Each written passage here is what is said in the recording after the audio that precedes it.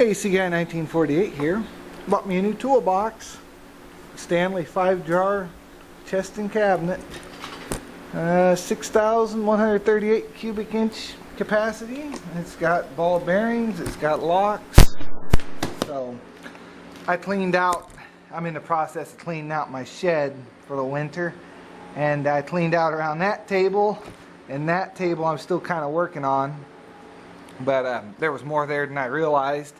I've been putting stuff back in my toolbox. It's been getting like over capacity, so it's time for another box. So go ahead and get my knife here, and probably not the best knife for the job, but you know what? If it works, it works.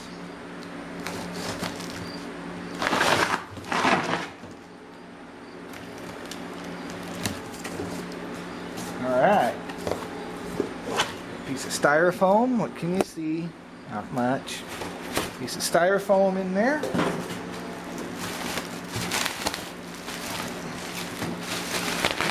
Plastic bag. Instructions. Nah, shouldn't need them. Probably gonna have to turn this upside down, I believe. Watch, I do it backwards. There we go. Styrofoam left in there.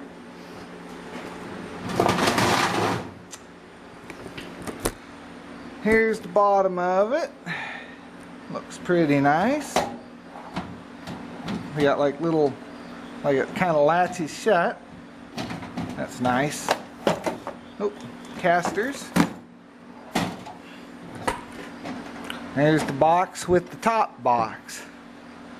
I have to figure out how that comes out. I might have to look at the instructions. Got it figured out. You take out the little lag bolts that are holding in each corner, and then the whole bottom comes out with the toolbox, and then up underneath.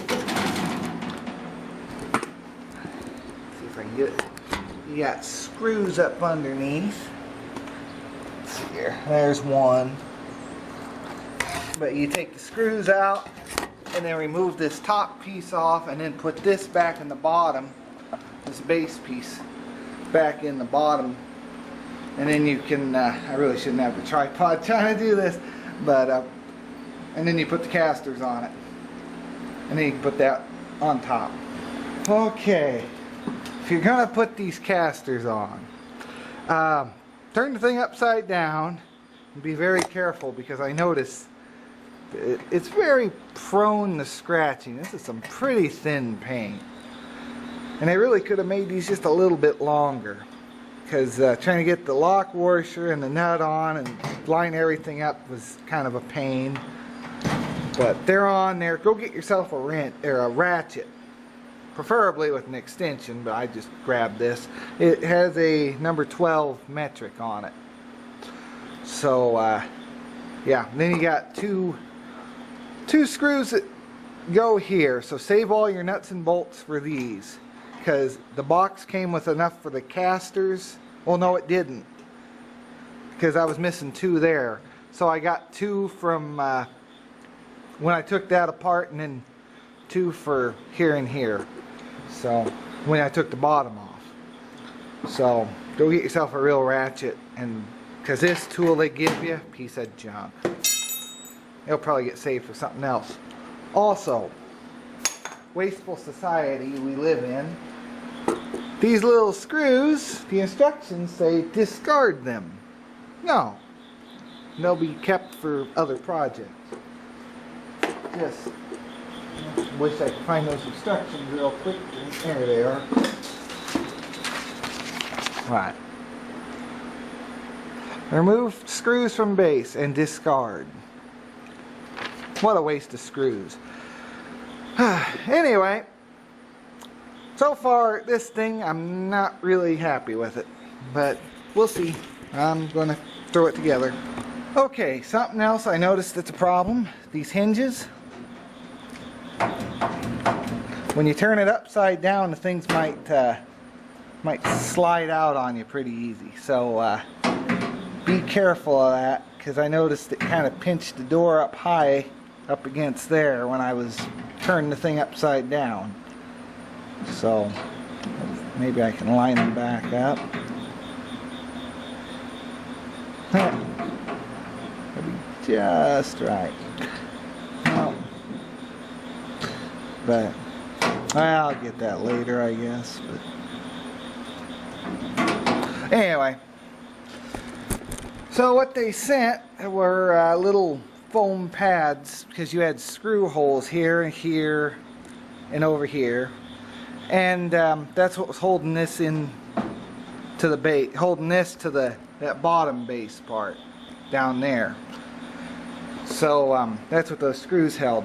So my question is, why couldn't they have made this removable, made this bottom piece removable, and then you could attach it, like bolt it through onto the base here?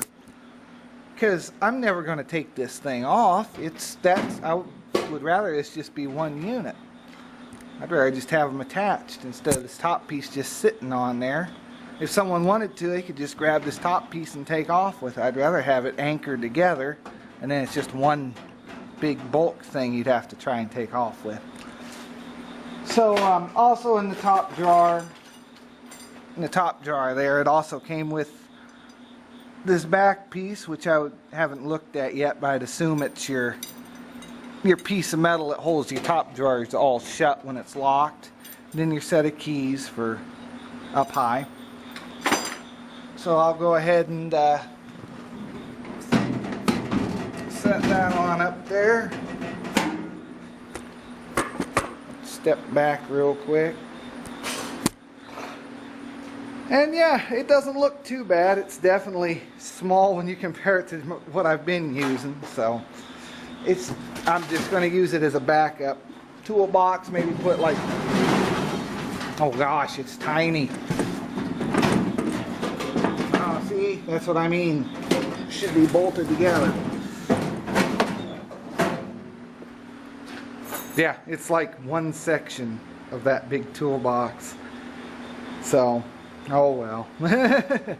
I gave like 200 something. It was a trade-in someone had on a snap-on toolbox, and so I gave like 250 bucks for that big one, which was really a good buy, because I gave about 100 bucks, like right around 100 for this thing. So you get what you pay for. The only problem with this one is it doesn't have roller bearings. It's on slides. That's the only downside to it. But alright, so other frustration aside with the casters and the wastefulness and stuff, I don't think it's going to be too bad a toolbox.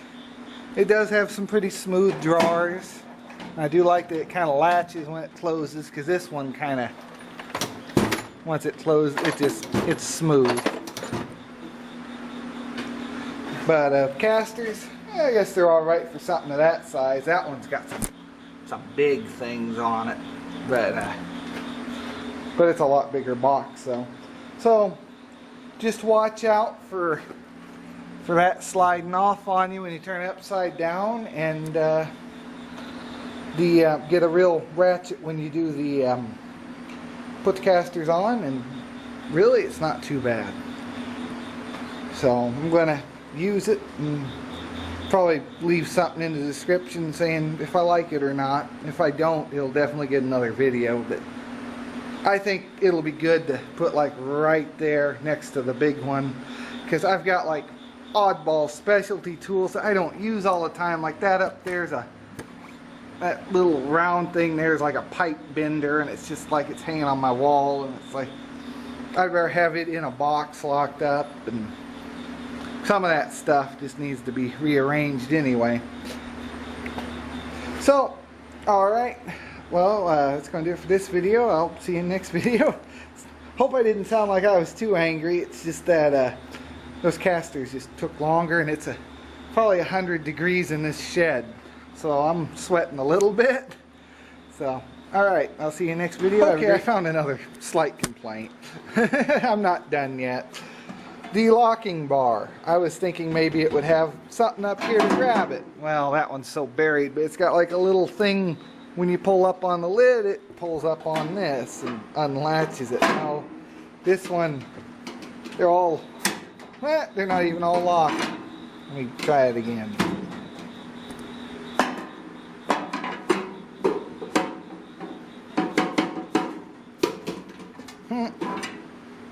Darn.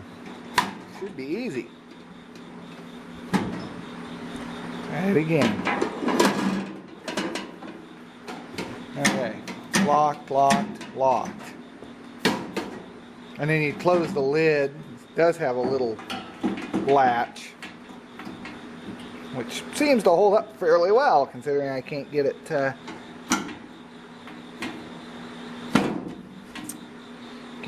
undo itself. There it goes. And then you'd lock it. And then all this would be locked up on the top, which is fine. But the only problem I have is if they had like a puller or something here to pull that up, then you could, when you open the top, because I mean, I don't know. I'm not the biggest fan of that. Because then you know you're going to lose this. So, because that's going to look like that when I get done with it probably. So, I mean, maybe not that bad. I do want it to close, but you know, this is going to get lost quick. So, yep. I don't know. It is what it is. It's a $100 toolbox. So, I don't know.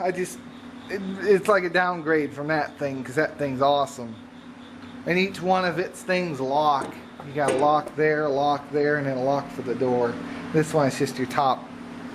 And then someone can just take off with your top because it's not attached to the base. Oh well. It's a cheap toolbox, but I guess it's not too bad. Alright.